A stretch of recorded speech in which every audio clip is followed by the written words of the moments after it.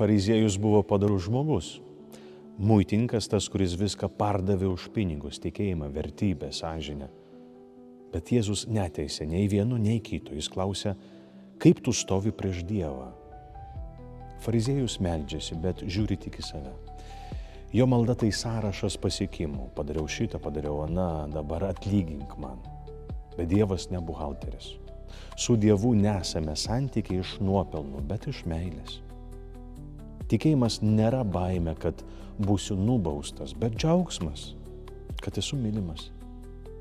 Kai jis yra, viskas nušvinta, net skausmas.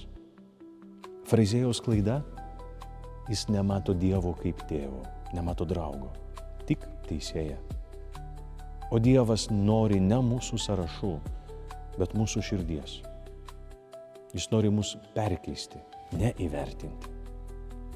Todėl klausk, ar mano tikėjimas kyla iš baimės ar iš meilės? Geros dienos.